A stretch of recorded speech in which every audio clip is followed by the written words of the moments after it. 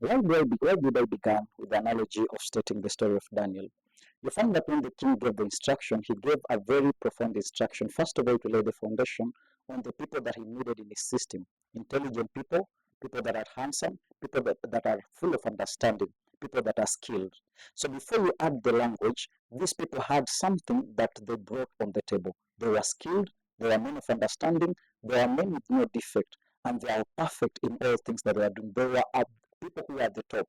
So you find that for you to establish this system, first of all, you must check the foundational aspect, the key elements that you set.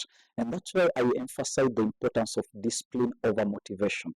Because if you're just motivated to do something, once the motivation dies, then they lack something that is going to propel that business, that idea, that agenda to the next level.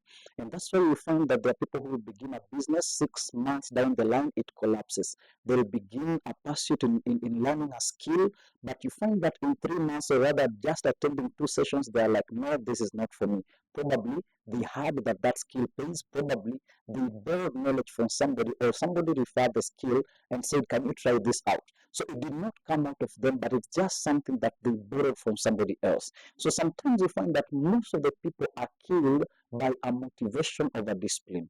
And discipline requires that you set a system that is going to ensure that even when you're not there, the thing that you began keeps on running. The moment you find that when you're not in your business, it struggles, just know that the foundation of that business is shaky, the system is shaky. The moment you're not doing it and you find that it's not working, just be rest assured that there is somewhere you missed in the foundational aspect of it. And so it is very important for you to ensure that discipline. The analogy that I gave of a gym, you find that if you're not committed to your health, if you're not committed to why you began that habit, then you find that the how and the what, it might becomes very hard for you to actualize them. When we're talking about the how, the process of actualization is determined by why. The motivation should not drive a business. It's unreliable, it's emotional, it is not dependable. Discipline is dependable. And so if you're there, you're trying to cultivate a new habit, you're trying to cultivate a new culture, you're trying to build something. I encourage you to be disciplined enough in this manner. You must brand your habits in relation to what you are aspiring to be.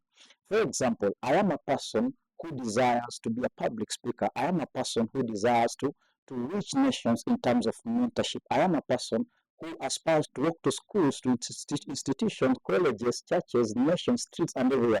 Just mentoring young men, talking to them, the essence of purpose, the essence of why they were created, actualizing their purpose, living their dream, that calling that God called them. That is my essence. And so you find that because I understand why I'm doing this, it forces me to be a person who reads a lot. It forces me to be a person who researches a lot.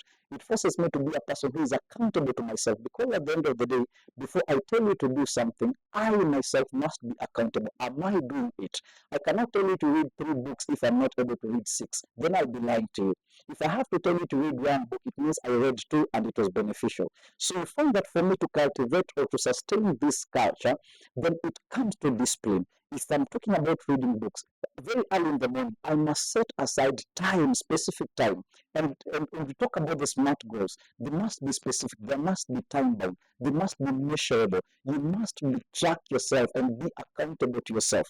These are things that are foundational. This is the language. Language is not just about speaking. Language is about how you transact, how you conduct yourself, how you move yourself, how you dress yourself. You get me?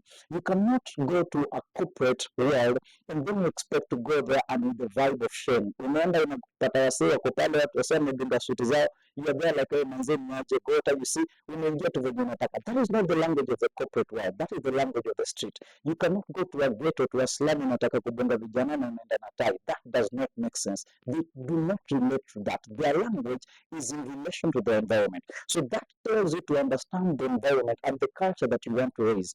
And so when we're talking about the language, the foundational language, we're talking about the culture, the system, even the words that you use. You see, I'll give you a perfect example. There was a day when I was in my job. I lost a job in 2019, and this job was a very good job that at that moment it was paying me well. And during a field visit, one of my supervisor came, and when he was doing the constant checkups on how we were progressing on the field, we were having a conversation, and then he made a remark on how I'm progressing in terms of how I'm hitting my targets, how I'm meeting my KPIs. And then in that conversation, because he was a friend of mine and I was familiar to him, what did I say? Mimi nilimwambia, manze wewe acha ujinga, manze vitu unaniambia it makes sense. And then we laughed funny. It was a funny thing because how I brought it, it was funny and we laughed. But you see, uh, 2 months down the line, when we were sitting on a table in a boardroom, this guy was being harmed because of a mistake that he did. He was not meeting his target.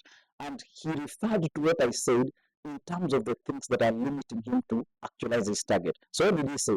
He said that, do you know what? These guys are not meeting their target because even when I give them instruction, they don't follow. Like, for example, this guy told him to do ABCD and he told me to nyachi ujinga. And you know, I lost that job because of that simple statement. What I didn't understand is that that is not how you transact with your superior. That is not how you conduct yourself with your superior. As much as you might be familiar with them, but that is not the language of that hour. You find me? And so I lost this opportunity not because I was not effective in it, but because I did not understand the language. So as I finalize, this is what I want to leave with you.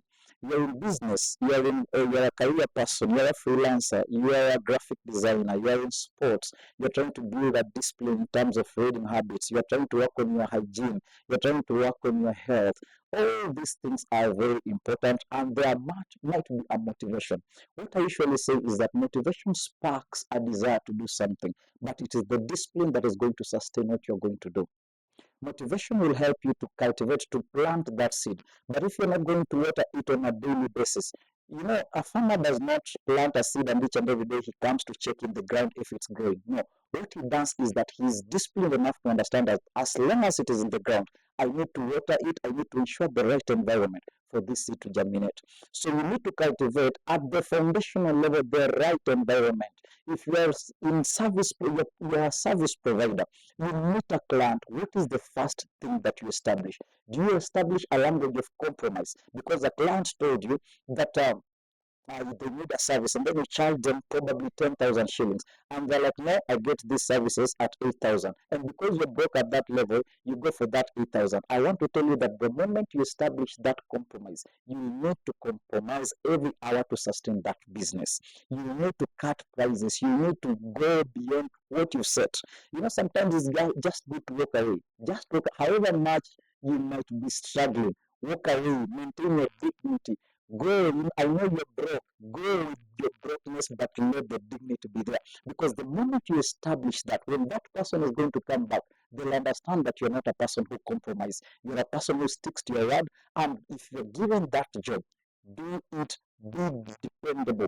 Ensure that the culture, the system, the environment that you are in, it is a professional one that is going to ensure that you maximize the profit, you maximize the output, you maximize the results that you're going to portray. I believe this is going to help you. I believe this is going to build you. And if it does, please make sure that you follow this channel, make sure that you subscribe, and also leave a comment on how you can make a better experience for you and the person that you're going to refer this video to. Thank you very much and have a blessed time.